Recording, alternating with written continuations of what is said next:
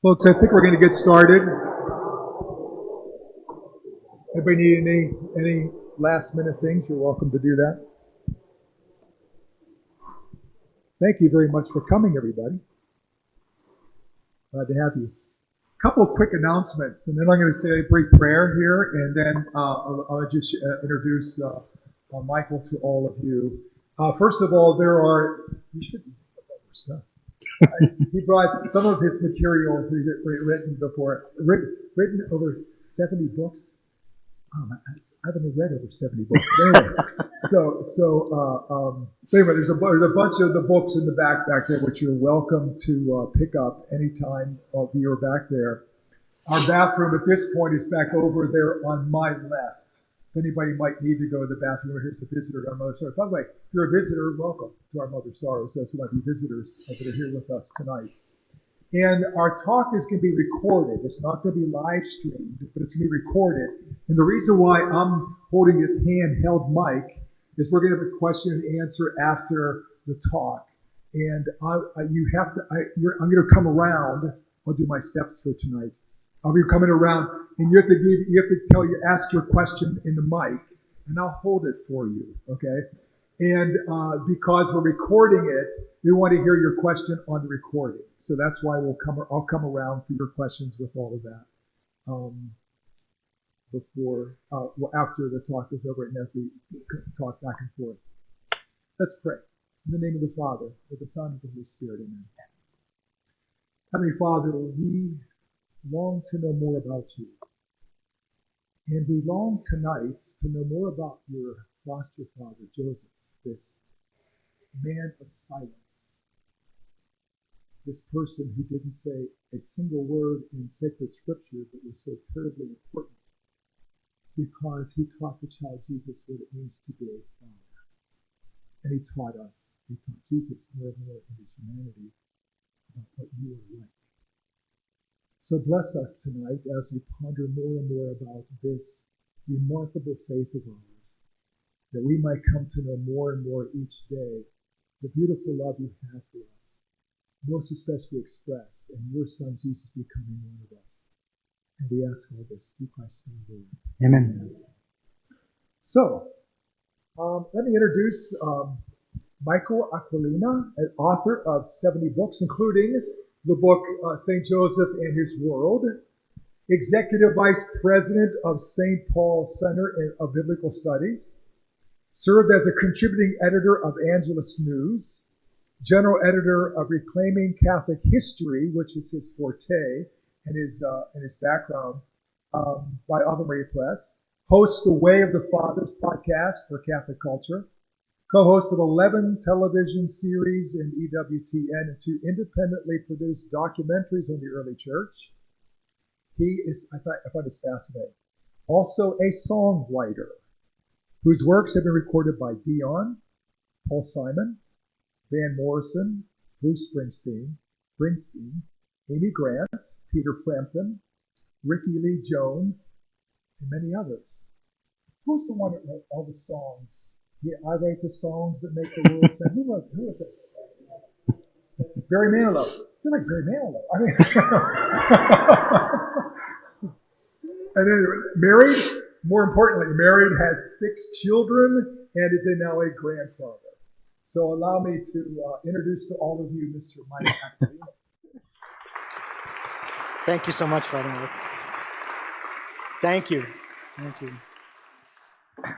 Whenever I talk about the man of the house, I like to begin by going to the woman of the house. So if you would join me in the name of the Father, and of the Son, and of the Holy Spirit. Amen. Hail Mary, full of grace, the Lord is with thee. Blessed art thou among women, and blessed is the fruit of thy womb, Jesus. Holy Mary, Mother of God, pray for us sinners, now and at the hour of our death. Amen. In the name of the Father, and of the Son, and of the Holy Spirit. Amen. Tonight I want to talk about St. Joseph and his work. That's his title, St. Joseph the Worker. And it's a strange title. It's generic. It suggests an infinity of trades, all the varieties of work that men and women can do. And yet it's unique.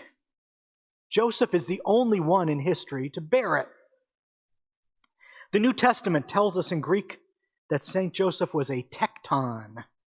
And that too is a generic word, although somewhat more specific. Tekton is Greek for craftsman or builder. It means a particular kind of work, manual labor. So his work was not biblical interpretation or preaching or teaching or philosophy or theology. He wasn't a priest like Mary's kinsman Zechariah. He was a tekton. And that meant he was a skilled laborer. And obviously, he was known for his work. It's the name his neighbors remembered him by. St. Joseph lived in very good times for men of his trade. His region was undergoing a building boom, one of the greatest building booms in ancient times. Herod the Great ruled the Holy Land for over 30 years. And more than any other king in antiquity, he was known for his architectural skill and his excellent taste. For the city of Antioch, he designed the great boulevard that was its marketplace. It was the first thoroughfare in history to be lit up by street lamps. For centuries afterward, every major city that wanted a boulevard modeled it after Herod's boulevard in Antioch. Herod commanded the construction of harbors and amphitheaters, marketplaces, racetracks, and public baths. Under the rule of Herod, the nation prospered economically, and the kings and aristocrats were eager to raise up signs of their prosperity. They wanted grandiose mansions and monuments. They wanted to be remembered for their wealth. Still today, Herod is credited with several world records for his building projects. Largest royal palace, largest one ever built, largest plaza, largest royal portico. They all belong to Herod. As I said, these were boom times. And builders and carpenters and stoneworkers were in great demand.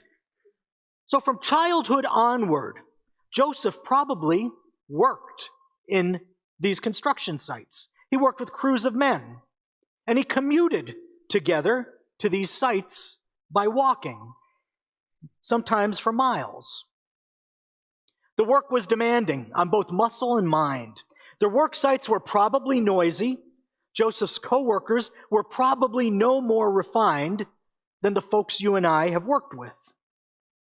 But it was in the midst of all that racket that Joseph cultivated interior silence and the habit of prayer.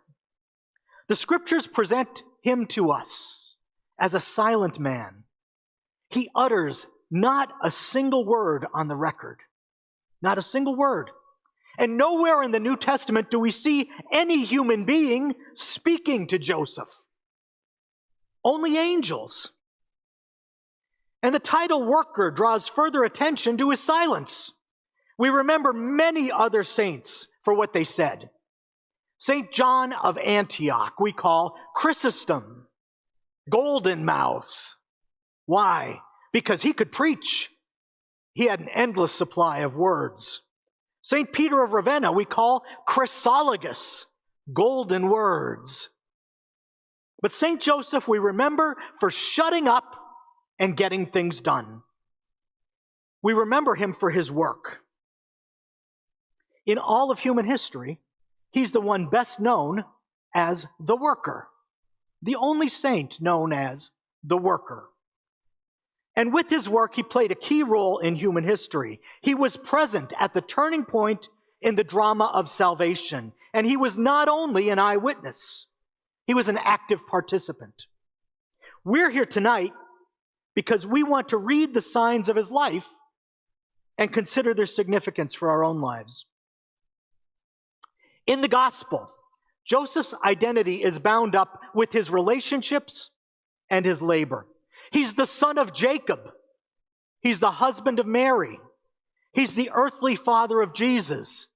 He's the companion of angels. The Gospels give us all that information. He's a son, a husband, a father, and he's a tekton. And ancient tradition tells us more specifically that his craft was carpentry, a trade in which he apprenticed his son Jesus. When people were astonished at Jesus' teaching, they asked, "Isn't this the carpenter's son?" And all of this is fitting. Spiritual writers since at least the 4th century have pointed out that Jesus' earthly father shared 2 titles with his heavenly Father. Both Joseph and God are called Father, and both are called craftsman, builder. Both Joseph and God are fathers and builders. If you're a carpenter or a builder, that should please you. But no matter what work you and I do, we're all called to work. It's part of our basic human vocation. It's part of our identity. We don't feel complete unless we're working or unless we've worked. St. Joseph knew this not because of an angel's message, but because he knew the Bible. Some years ago, our Holy Father, Pope Francis, spoke of the meaning of human labor, and he drew his teaching from the book of Genesis. He said, "It is clear from the very first pages of the Bible that work is an essential part of human dignity. There we read that the Lord God took the man and put him in the Garden of Eden to till it and keep it." Genesis 2:15. Man is presented as a laborer who works the earth, harnesses the forces of nature, and produces his bread. Pope Francis's statement takes us back to the beginning, to the story of Adam and Eve. And that's a story that St. Joseph knew as well as you and I know it. He knew it from the liturgy, in the synagogue, and in the temple. And he allowed it to shape his life and his approach to his craft. And because he did this, he became not only a builder of benches and tables, he became a builder of our world. That's what we want to be. We want to be builders of our world. So let's take a moment and focus once more on that all-important creation story. In those first pages of the Bible, we learn that man was made in God's image. Next, we learn that he was made to work, to have dominion over all the creatures of the earth and sea and sky. He was told to fill the earth and subdue it. That's all work. In the following chapter, we learn also that the Lord God placed man in the Garden of Eden to till it and keep it. That's work. Work is what man was supposed to be doing in the beginning. Human beings were created in God's image with work as an elemental part of their nature. And all of this happened before there was any talk of testing or disobedience, before there was any talk of an original sin. In the earthly paradise, long before there was sin, there was work, and it was seen as something good. And this is something we need to keep in mind, because sometimes you'll hear that work was a punishment for original sin. And that's not true. We were created in God's image. And in Genesis, God appears to us as a worker, a builder, someone who's building this world for his children to live in. And he pronounced it good, all of this work. In fact, it was more than good. Work in the beginning was holy. We see this in the way the story is told. Adam is commanded to till the garden and keep it. Some translations say he must work it and guard it.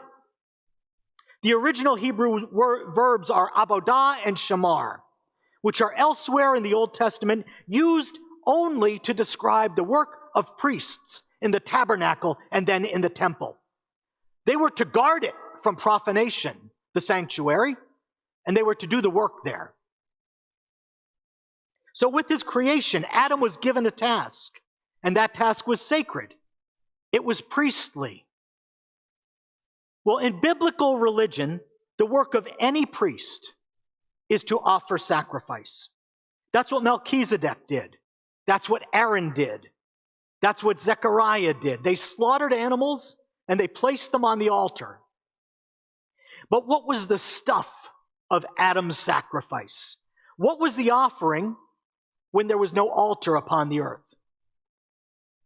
It seems that the entirety of the earth was to be Adam's offering, and his labor was to be his act of sacrifice. As God equipped Adam for the task of subduing the earth, he was also ordaining him for priestly service. And that moment, I believe, is the true Big Bang in any biblical and Christian understanding of work. The event remains like background radiation through all the rest of history, informing the way labor and laborers are portrayed in the religion of Israel, and how they're protected and regulated by Israel's law, and how they're defended by the prophets.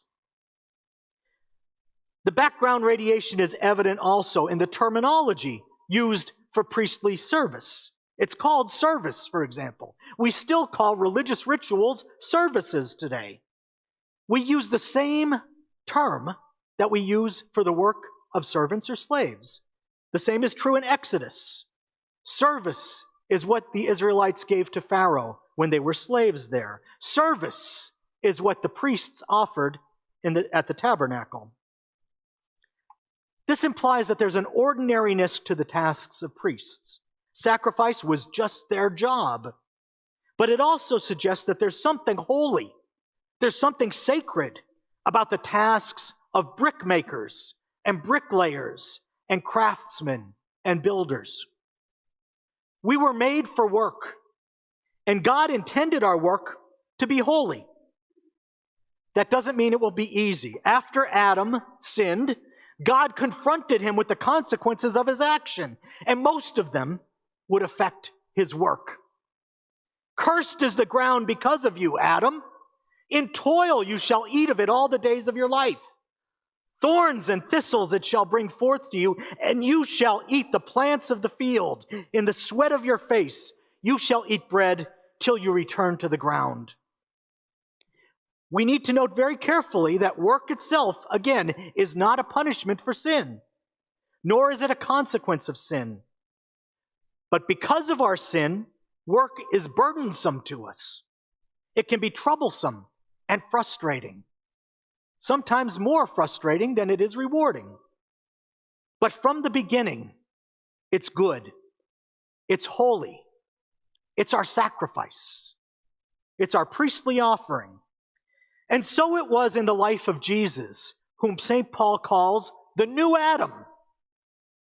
In his hidden life, he reconsecrated labor as he assisted St. Joseph in his workshop. In time, through the Gospels we see this. Jesus took up the work of craftsmen, draftsmen, builders, teachers, and doctors, and he restored it all to its original goodness, lifting it up to his Father in heaven. Later in life, he sailed with fishermen and sanctified their trade. At the wedding feast of Cana, he even came to the assistance of the bartenders and sanctified their trade. In all of the work he took up, at every stage of his life, he established a model for that kind of work. In every instance, he earned the title that went with his trade. When he was a carpenter, people called him the carpenter, as if it was his name. Later on, he was an itinerant teacher. He labored to exhaustion. He traveled far and wide without a place to lay his head. And again, he earned the title that went with his trade. People called him the teacher, the rabbi, as if it was his name, as if he exemplified the job done at peak performance. Since Jesus worked to earn those titles, the early Christians gloried in them. They gloried in the titles and the symbols of their jobs. They delighted when they shared in the work that Jesus had done with his hands. So, how many of you have been to Rome and visited the catacombs? A lot of you. If you walked through the corridors of the catacombs, you saw many names scratched into plaster, and some of them carved into marble, on the walls, on the sides of the walls where people were buried. Often alongside those names is the name of the trade they practiced, or just a symbol of the trade, like a saw for a carpenter, or medical implements for a surgeon. Why is this? Because people identified with their trades. Their trades were something sacred, something holy. And to them, hard work was not a burden, nor was it shameful. It was what God did throughout his life on earth. So where did Jesus learn this approach to work? He learned it from his heavenly Father, and he learned it from his earthly father, St. Joseph. He learned it from his mother, who surely inspired the parables that he told about industrious women. And Jesus' parents, as I said, learned their work ethic from the book of Genesis. It was an approach that was unique in the ancient world. And that's something I want you to appreciate. This approach to work, with which many people take for granted, was unique to the Jews in the ancient world. This view of work as something positive, honorable, and holy did not come naturally to non-Jews. In fact, the early Christians were often mocked because they approached their work the way Joseph and Jesus did. In the early days of the church, a famous intellectual named Celsus launched a vigorous attack on Christianity. He was a pagan of the Greco-Roman variety, and he was the smartest guy writing in his time. Celsus's specialty was writing encyclopedias, right? He liked to do these compilations of all the knowledge in a particular field. So he did a compilation, an encyclopedia of all the knowledge known in medicine. It could be a handbook for doctors. He did the same thing with agriculture. He tried to know everything about everything. Smart guy. He hated Christianity, despised it.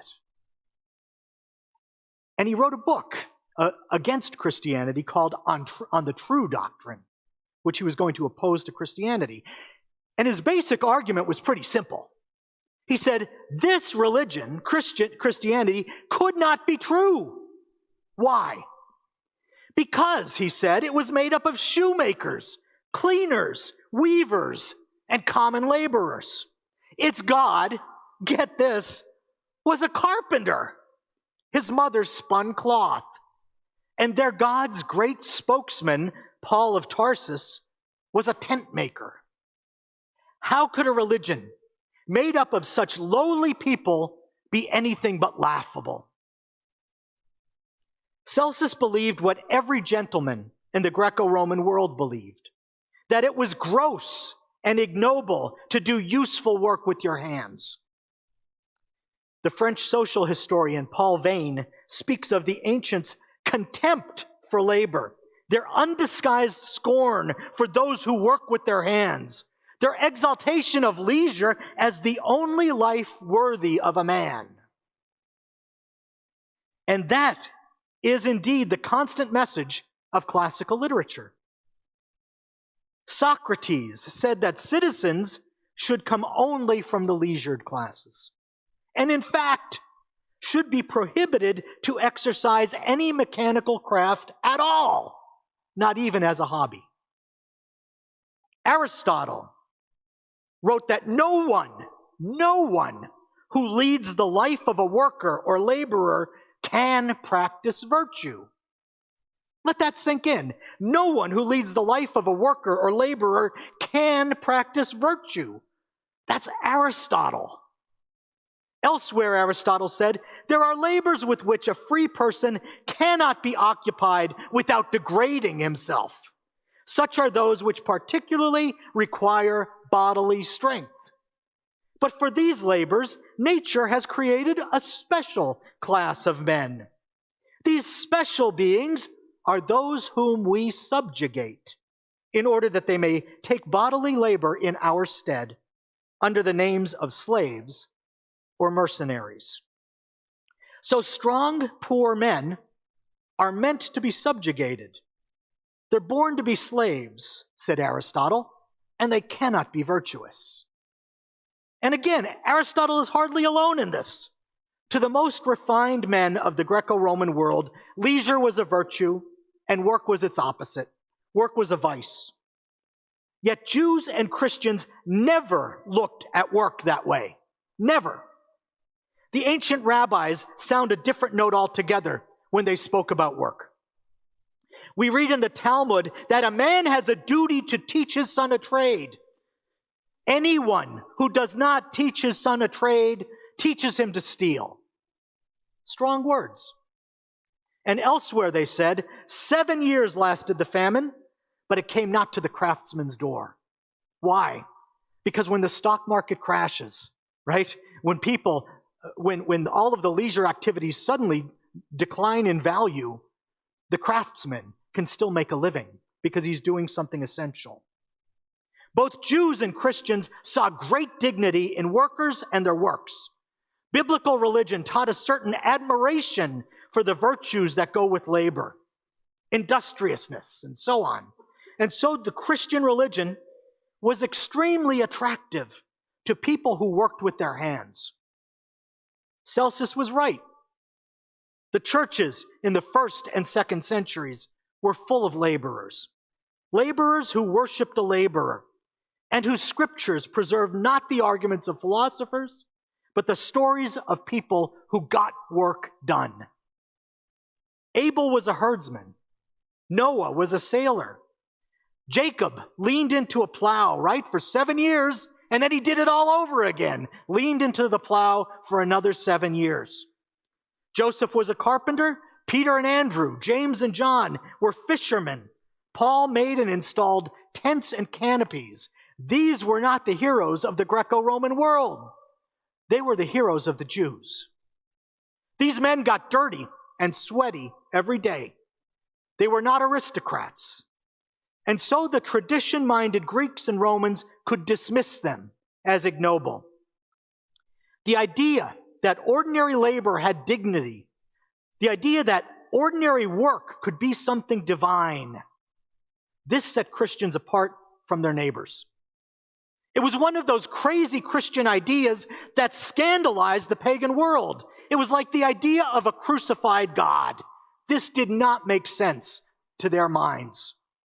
It was like the idea of ordinary people eating God at Mass. Again, this does not make sense. Pagans mocked them, but Christians seemed to revel in every insult. The church fathers didn't hesitate to portray Jesus working at various trades. He was with you when you were working, they seemed to say. He was working within you and through you. And everyone recognized this as a radical idea. The gods of antiquity were projections of the upper classes, and the Greek and Roman myths were narratives of the mischief of a leisured life, the awful mistakes of people who have endless money and too much time on their hands. The pagan mystery cults were open almost exclusively to the upper classes. You needed time and money to rehearse their doctrines and undergo their rituals. But the Christian God was a carpenter, whose Father in heaven was not drinking and womanizing like Zeus, but always toiling away. Jesus told his opponents, "My Father is working still, and I am working." Right? Even on the Sabbath. The lesson was not lost on the early Christians. Clement of Alexandria, writing around the year 190, reminded new converts that there was no need for them to quit their jobs, or even to dream of doing so. He said, "Tend to your farming if you're a farmer, but know God while you labor in the fields. Sail if navigation is your profession, but invoke always the celestial pilot." Was it in a military career that the knowledge of God first came to you? Well then, obey the commander who orders you to do just things. He made it relevant to their work, and such preaching was effective. It worked, and it converted people in every walk of life. When Clement preached those words, it was in the 100s. The church was still new. And one of his contemporaries, Tertullian of Carthage in North Africa, he boasted of the church's explosive growth among workers. He told one of his opponents, We emerged only yesterday, and we have filled every place among you. Cities, islands, fortresses, towns, marketplaces, the very military camp, tribes, companies, palace, senate, forum. We have left nothing to you but the temples of your gods. Every workplace was filled with Christians. The new Christian faith led the faithful not to abandon their duties, but to excel in them. And this distinguished Christianity from other world religions. Why do we want to excel in our work? Because it's our sacrifice. We're putting it on the altar. And you don't put a blemished animal on the altar. You do your work well because you know you're doing it for God, and it is your priestly sacrifice. By the time of Clement and Tertullian, we're not far into Christian history, and already we see the effects of this revolution. In the world, Christians were as omnipresent as God, and like their God, they were working still. Their work was holy. The early Christians knew this. They learned it from Jesus and from St. Joseph. And we Christians today do not hesitate to put our work on the altars. Think of what happens during the Mass, right? The bread and wine that are there for the consecration, Father refers to them as the work of human hands. Fruit of the vine, fruit of the earth, work of human hands. And as such, they represent all the work we do, all day, every day. The Second Vatican Council taught this.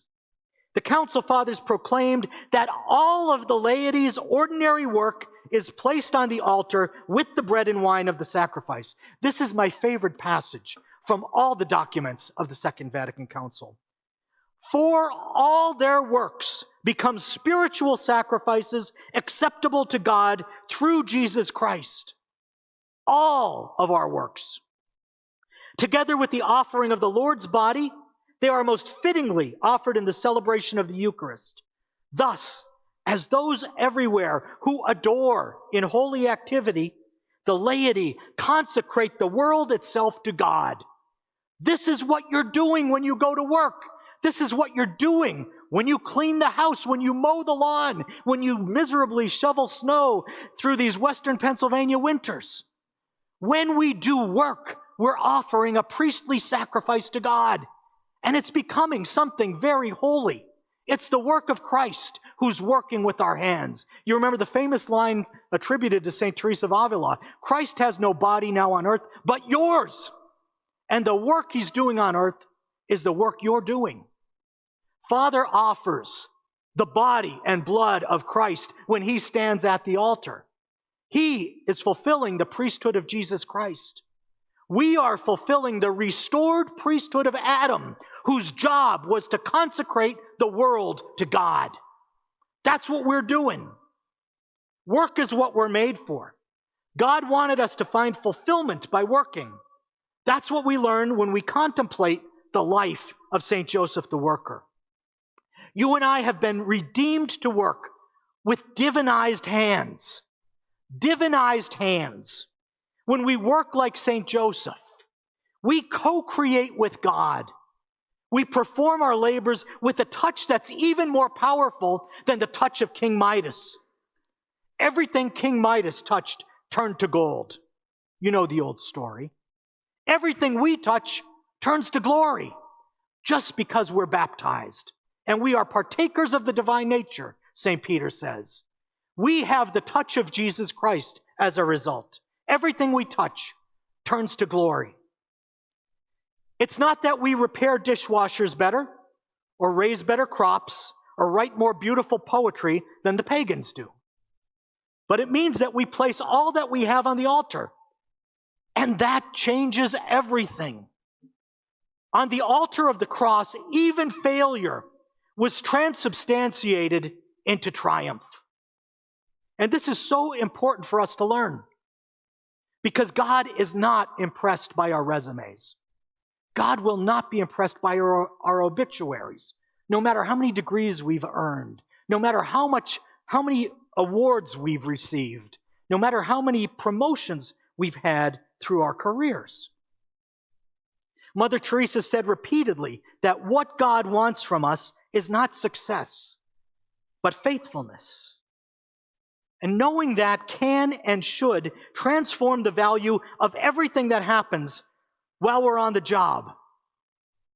If we experience success, that's great. Thanks be to God. But if we get laid off, if we get fired, if we fail, if we get demoted, well, we're ready for that too. We'll feel the pain of it, but we can feel it and offer it the way Christ felt and offered his pain on the cross, which was history's greatest victory, because he made the offering. Not because there's any dignity inherent in dying that way as a criminal, as a man tortured, but because he made the offering. When I went to school, Catholic school, grade school, the nuns taught us to make a morning offering every day. This is a priestly act that we're making before we go to stand at the holy altar. Now, for some of us, that altar will be, for me, it's a keyboard. I sit there at the keyboard all day and I type. That's what I do for a living. For some of us, it'll be a stove. We're cooking, right? For some, it's a diaper changing table. That's a holy altar. And that's the way we should think of these things. When we make that morning offering, we're offering everything in a priestly way, everything we do throughout the day. It's a powerful, powerful prayer.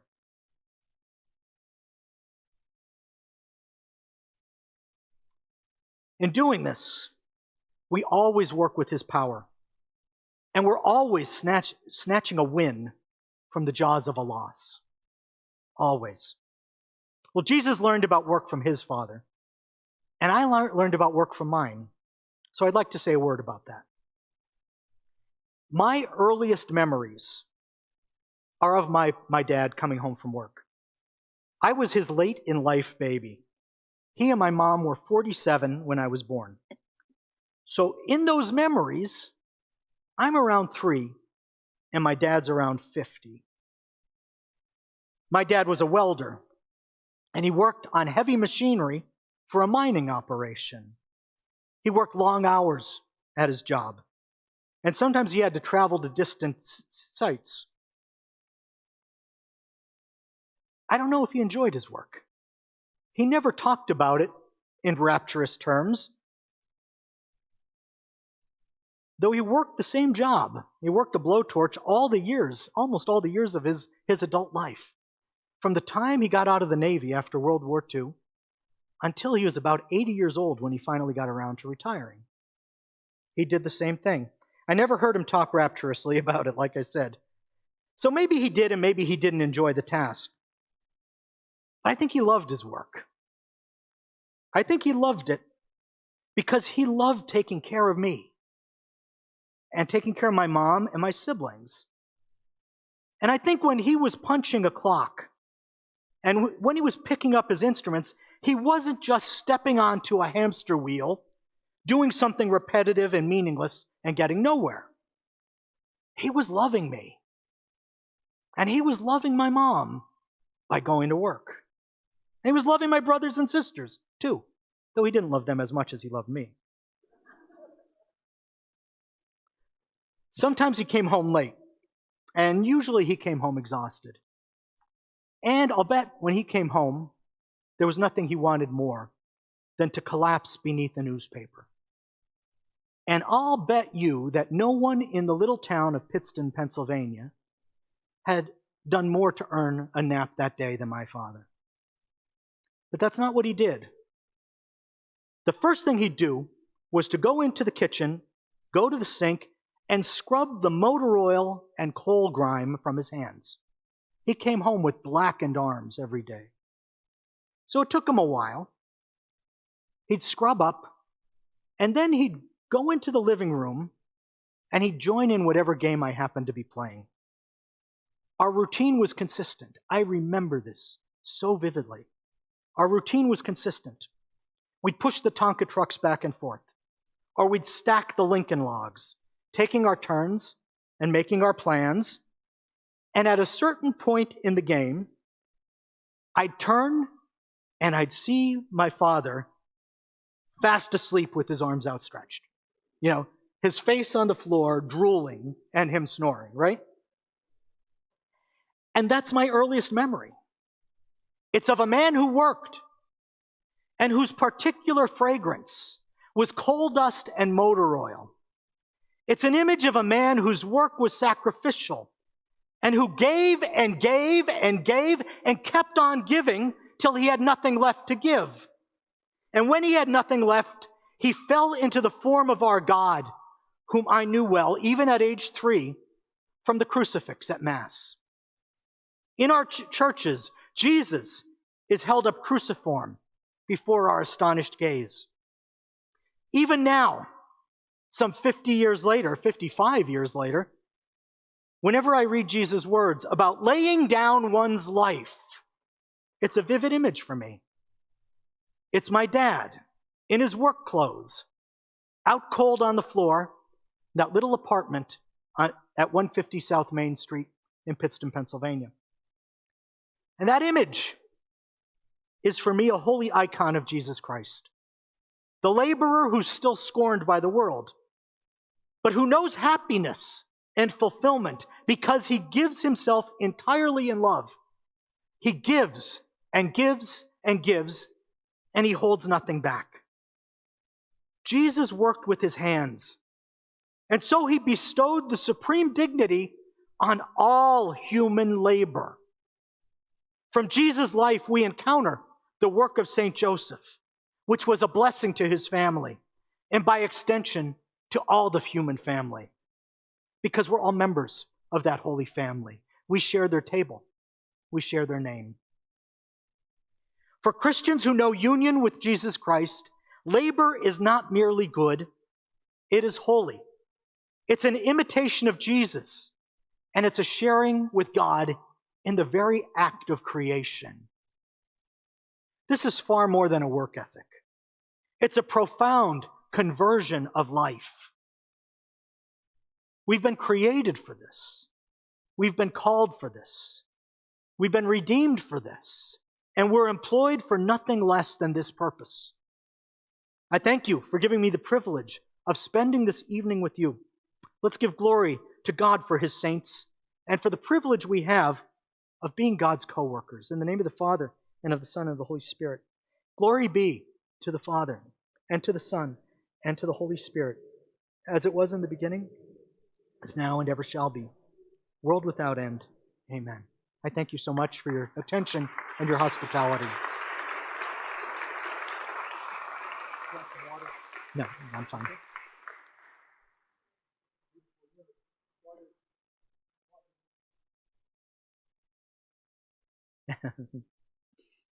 Go turn on the power here first.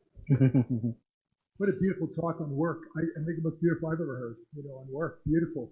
So thank you very much. Thank you, Father. Thank you. And does anybody have any questions that you would like to ask? Just put your hand up and I'll come to you as best I can. All that. Oh, you workers not here? Yes, ma'am. Yes, ma'am. Why don't you stand up, sweetie? During your research, what surprised you the most when you were writing Joseph? Oh, what surprised me the most? I was especially taken with the figure of King Herod, and that surprised me the most because Herod was an awful man, but he was also a genius. He was a prodigy in many fields. As a diplomat, as a ruler, he managed to rule for a long time. Kind of a horrific character. And so as I was writing the book really emerged almost as a dual biography of these two lives, kind of beginning from the same place and going off into two very different directions. Herod being given all these gifts and yet using them for such ill purposes, almost as a counterfeit Messiah. And he presented himself that way as well.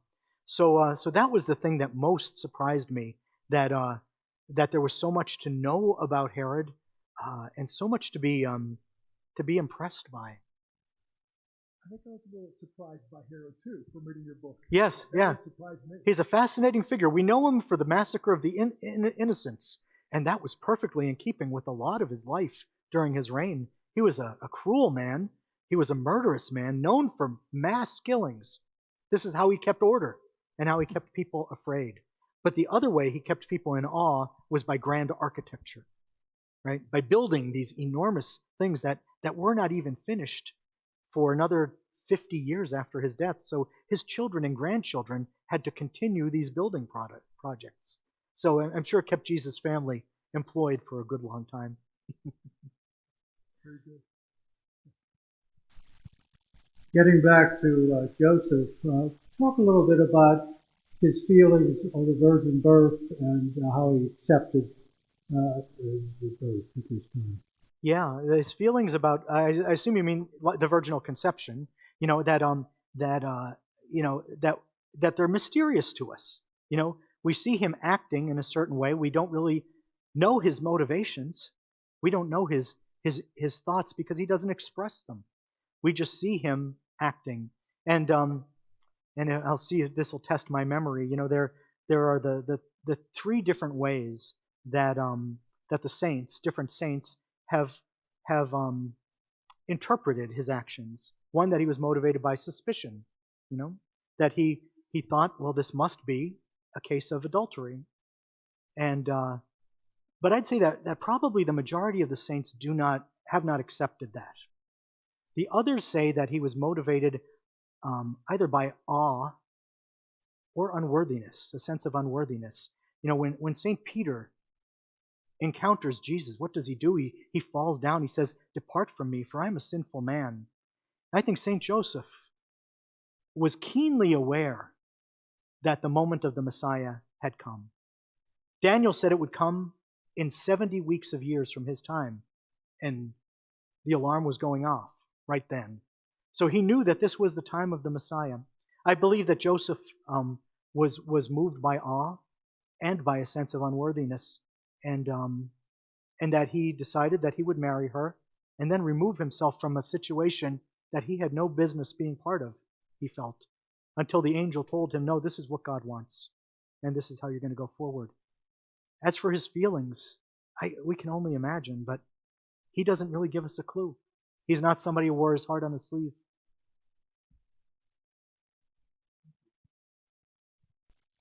Any other questions? Right here. I can't remember. I did read the book, but my sense is that Joseph was a lot younger than he is often portrayed. And I'm wondering, why do they always portray Joseph as the elderly man with the beard and everything, when he probably was just a kid and making these decisions at that time? Well, it's another one of these points that the saints disagree upon. Okay, and some believe that he was an old man. Some believe that he was a young man. In some of the early apocryphal Gospels, he's presented as a man who was in his 90s at the time of his wedding, which seems pretty absurd to me, because here's a guy who had to make a journey of more than 1,000 miles into the interior of Egypt and do it fleeing by night. A pretty arduous journey, doing a lot of it on foot or on the back of a donkey. I don't know that a 90-year-old man could have held up under that kind of strain. I'm a lot younger than 90, and I don't think I can hold up under that kind of strain. I think that the early documents that describe him as a very old man were presented as an apologetic response to pagans and Jews who challenged Mary's virginity. Because this was one of the 2 points that were most often challenged by pagans and Jews in the 1st century, 2nd century, and 3rd century. The 2 points were Mary's virginal conception.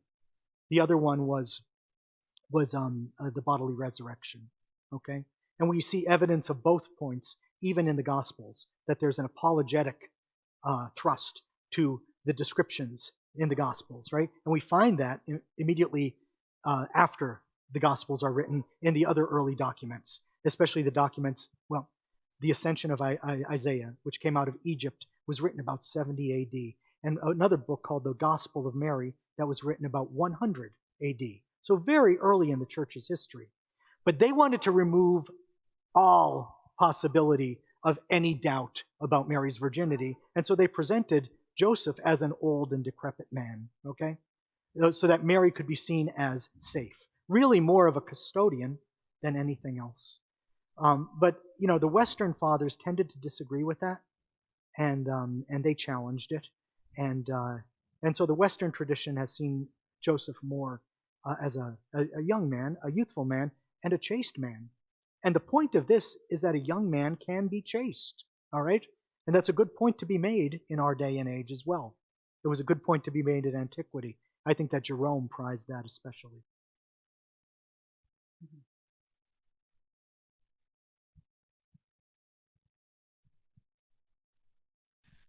At what point in Jesus' life did Joseph just disappear? We know he was a very quiet man, but I was trying to always look at where is the age? At what age was Jesus when Joseph decided to just disappear?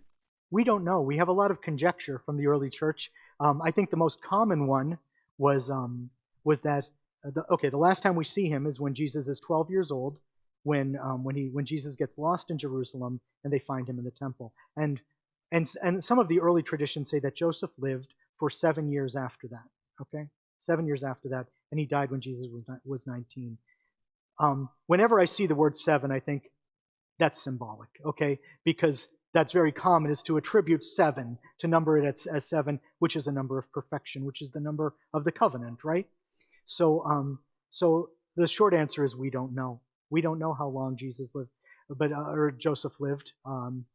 We do know that from very early on he was seen as kind of a patron of a happy death because he died in the presence of Jesus and Mary.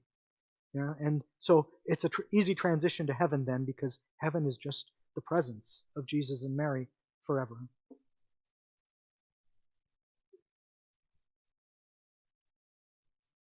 Any others? Anybody got any other questions? Thank you.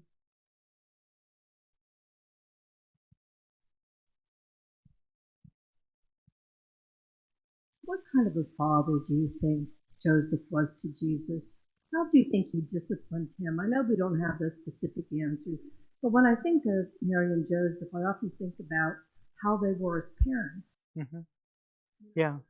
I'm sure Mary was very loving and in a lot of ways a typical mother, but I have a hard time thinking about what kind of a father. Did he yell at Jesus?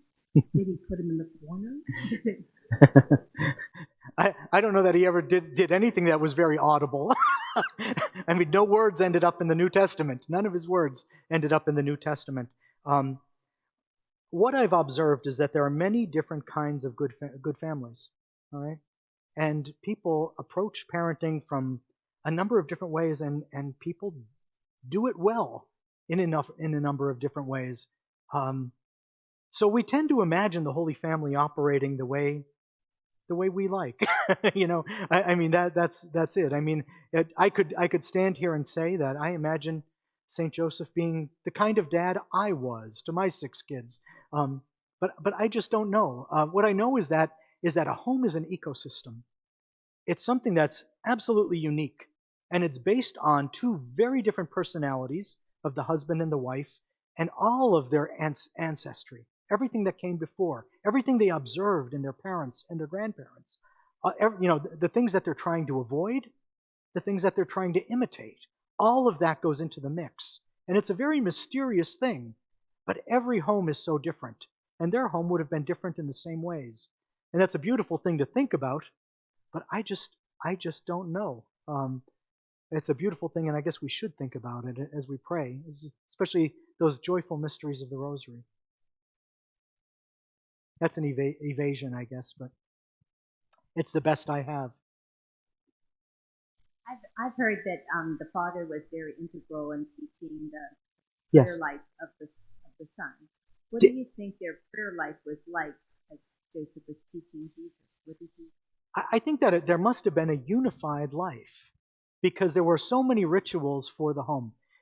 A Jewish liturgy was seen as happening in 3 places. the temple in Jerusalem for the pilgrim feasts, the synagogue for Sabbath, and the home. So there were prayers for the beginning of every task. And there were prayers for the beginning of the meal and for the end of the meal. There were all kinds of rituals that were woven into home life, and home life was pretty much life. You didn't travel far because you didn't have means to travel far. If Joseph was working at a distant work site, well, he had to walk there, right? And he didn't have a lot of time to be walking a great distance from the village where he lived. So you think that the family was pretty close, was pretty tight-knit, and they did things together.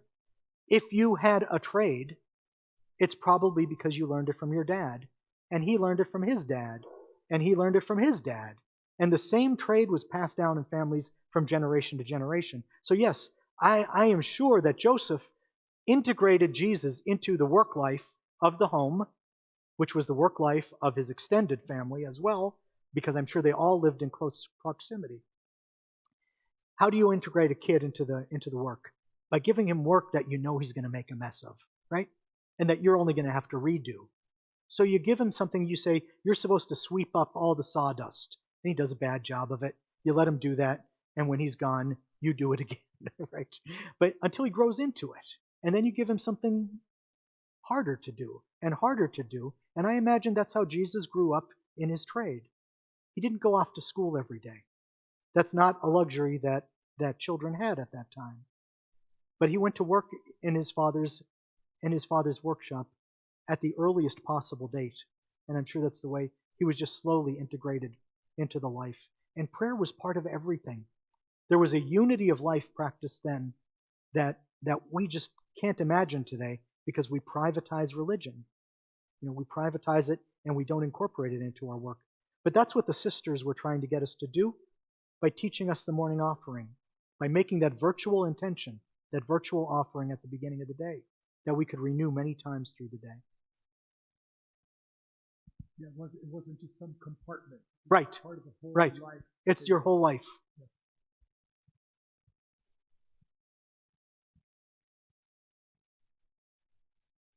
How much do you think that Mary's faith influenced Joseph?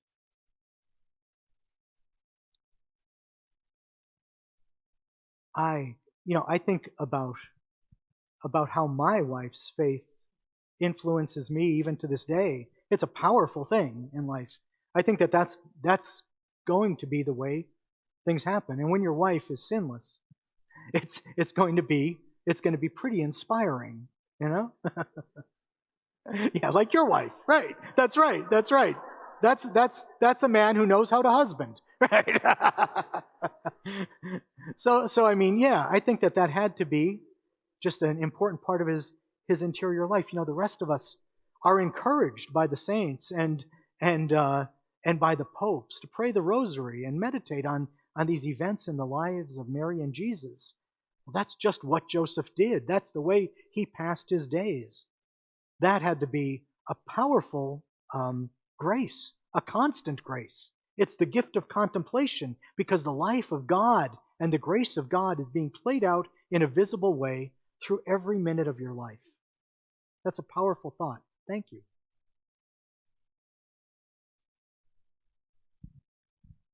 You're getting a workout tonight, Father Mark. I'd like to know what inspired you to do what you're doing. This is a life experience for you, and it's a continual life.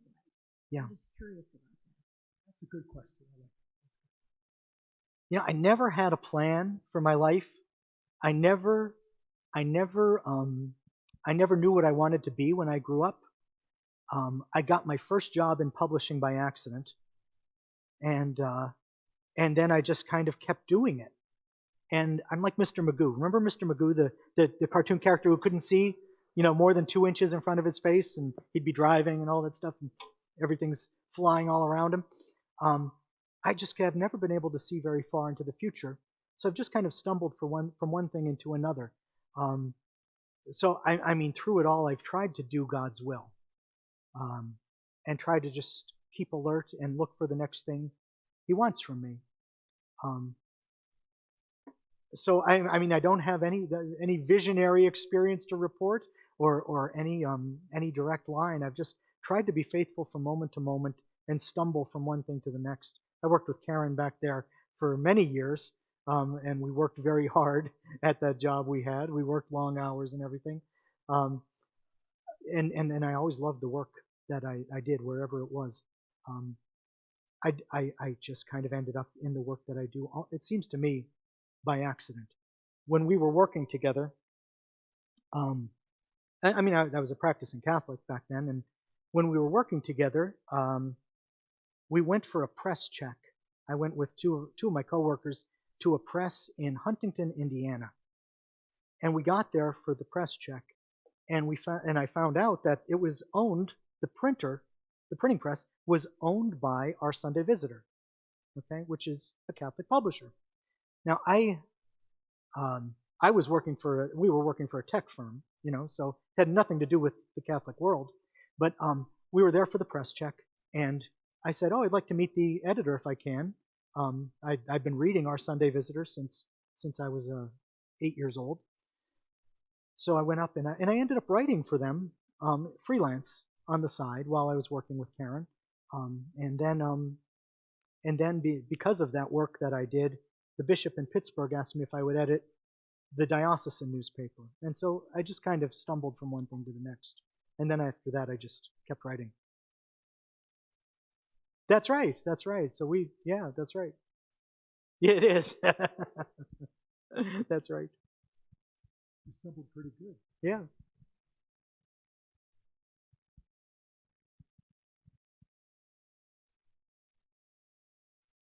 So I have a multi-part question, Okay. and it's not really related to the talk. Oh, okay. Well, then I related to better your role. diagram this. It's related to your role as an apologist. If, as someone who was not well catechized growing up, but is trying to make up for that now, if there were 5 books that you could recommend that we read, and only one of them could be one of yours, Okay. what would they be? That's part 1. And then part 2 is, what can we do as a Catholic community to help our teenagers? I don't have teenagers anymore, but Catholic teenagers, Catholic young adults, to really learn about the richness of our faith and come back. There's a book we were talking about called Return. I think many of you have read. That might be one of the books on your list, but Michael? It's a good question. Man, narrowing it down is hard. So you're talking about this primarily as an apologist.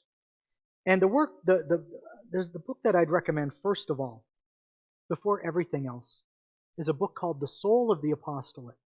The Soul of the Apostle. And it was written more than 100 years ago. And it was the book that Pope Pius X used to keep on his bedstand there, so he could read it. And the reason I say that is because it's a good book for reminding us that we shouldn't get so anxious about the work of apologetics and how smart we are or how much we've read or anything like that, because it's the Holy Spirit doing the work. And some of the great apologists have been people who don't seem to be well equipped for it, but they gain a kind of simplicity for just speaking to the truth. So, I mean, that's one book. The second book would be the Ignatius Catholic Study Bible. Only the New Testament is out now, but the Old Testament will be coming out soon. And the reason I bring that up is because it's really good at teaching us how to read the Bible in a Catholic way. Read it from the heart of the Church. Read it as it's proclaimed in the liturgy. I love that one. My daughter borrowed mine so much that I ended up getting her one of her own. So that's one, and that's 2. It's funny because you called me an apologist, and I never have thought of myself as an apologist ever in my life. I always try to put the emphasis on prayer, because I think that's the wellspring of apologetics. I think we have to study, and I think we should be studying regularly. But I think that prayer is the primary thing. So I would recommend also Peter Kraft's book, Prayer for Beginners, because I'm a beginner, and and that's where I do it. So I said 3. I should throw one of my books in there. Oh my, what book should that be? So if you want to be an apologist, I think the book is Yours is the Church. Yours is the Church. Because there I try to cultivate a way of looking at church history. Because a lot of people are scandalized by church history. They're scandalized by the bad things that have happened within the church. They're scandalized by the lives of bad popes. I wrote a book about the bad popes. Because you could write several books about the bad popes. But you know, the bad popes are the ones who prove the reality of the papacy and the authority of the papacy, because you know, there's a famous story about when Napoleon threatened to destroy the Catholic Church, and he said this to one of the cardinals, and the cardinal laughed and said, if 1,800 years of bishops hasn't done that, then you don't stand a chance, right? I always tell people, read history. There has never been a golden age of the office of bishop, right? Never. There was never a golden age of the office of bishop. I think today we have unrealistic expectations of our fellow Christians. We're so easily scandalized, whereas I think our ancestors had a healthier sense of human sin and its pervasiveness and the need for mercy. So anyway, I got off on a tangent there. I owe you one more book, and I'm kind of racking my brain to think of that one. So what do I want to say? If you want to, and I haven't really given you anything at all on apologetics, so I guess I should do that. Actually, the apologetics books that I have liked best,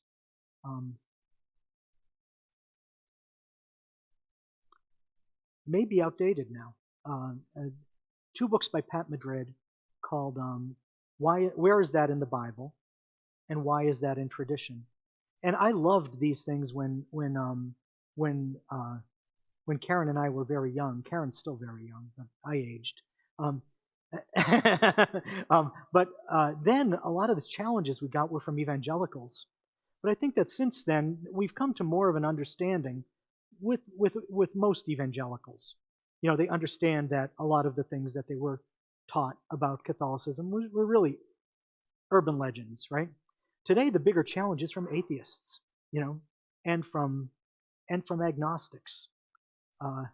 And unfortunately, I gravitate towards some older books by Arnold Lunn, L-U-N-N, who was a convert to Christianity. He converted about 100 years ago, and he would conduct public debates with atheists and agnostics and Marxists and anyone who would take him on. He was a great intellectual, and he's the guy who really invented modern skiing, right? He was this polymath of a guy, but he was very good at philosophy, and he would debate these philosophers, and he ended up converting quite a number of them. It was amazing. But even the ones he didn't convert, he would publish his debates with them in these books. My wife is addicted to Arnold Lunn. He's the only man who has lived on this earth that I'm jealous of, you know. My wife gives him more attention than she gives me. But she marvels that there were these wonderful books that were respectful, right? Exchanges. They were conversations of people who held, you know, diametrically opposed views, but they were willing to have a respectful public exchange. And not only that, but there was a market for these things. Major publishers were putting these out on the bookstore shelves. That's amazing to me today, because now, if you say anything that offends anybody, you get canceled, right? So Arnold Lunn is the apologist who comes to mind for me, and he's been dead a long time. But he's someone I would recommend. Look up his books, especially if you like skiing.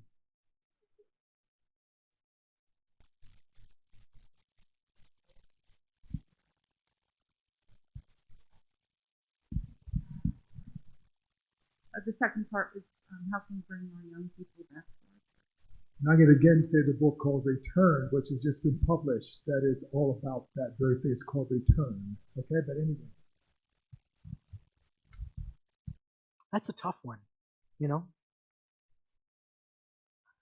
I feel like I've been blessed in this area, but we had a rather unusual life with the kids because I worked from home all the time they were growing up, almost all the time they were growing up. So I was there all the time and in their lives, and we homeschooled them, right? So we were always together, and we were always having conversation. So the first thing that I think we have to recover is this, we have to make time for conversation again. And it's hard to do, okay? Because kids are spending so much time in school and then with extracurriculars, and we're spending so much time away at work and doing our things as well. And then when we're not at our jobs or at school, what are we doing? We're staring into a screen or a big screen, right? And we've got to make time for conversation. We've got to make time for this every day, right?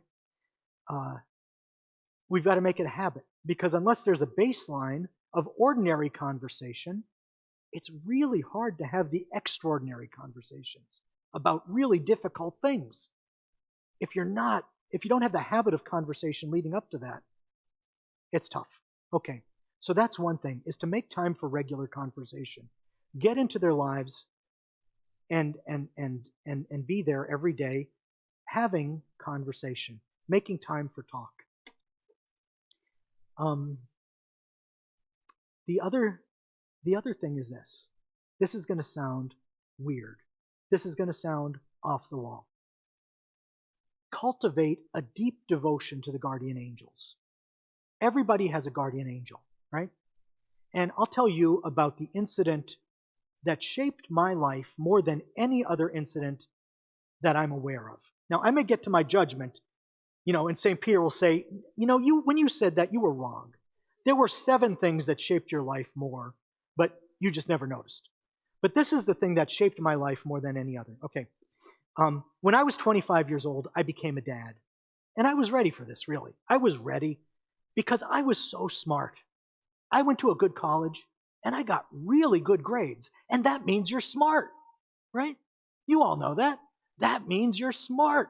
So, I was going to be a better dad than my dad was. I was going to be a better dad than my grandfather was because I was so smart, right? I knew everything.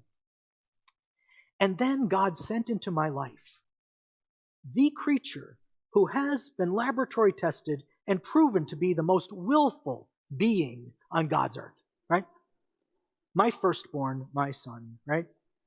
Like, if you tell him to do something, he has to say why. And he has to keep asking why for an hour. He's 32 years old. This is still the case, right?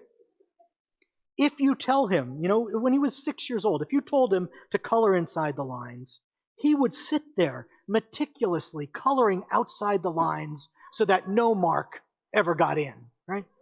He just has to be contrarian. He still does. He's still this way. So this had a really good effect on my spiritual life.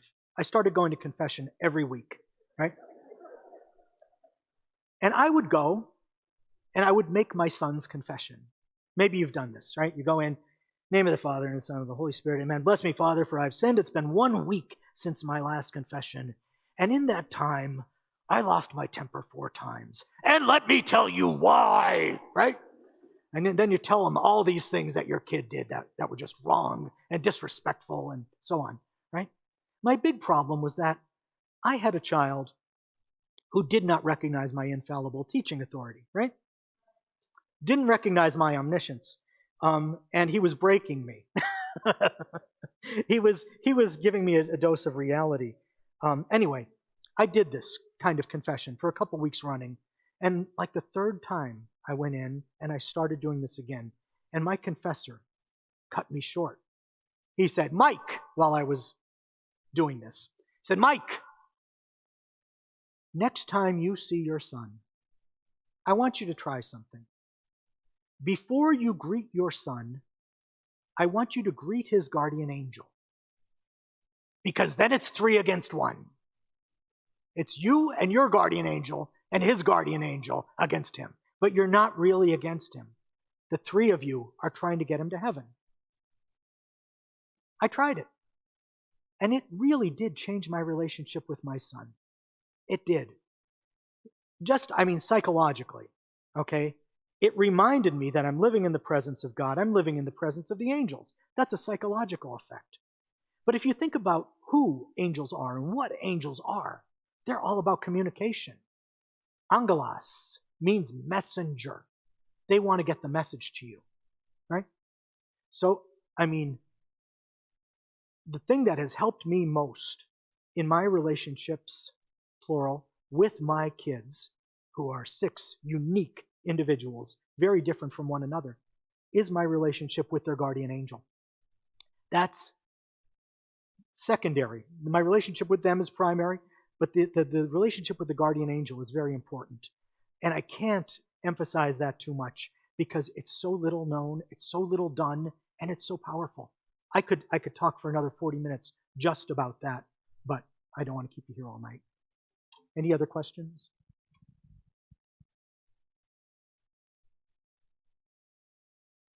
Thank you, Michael. Thank very, you. very much. Thank you for your Very much. hospitality.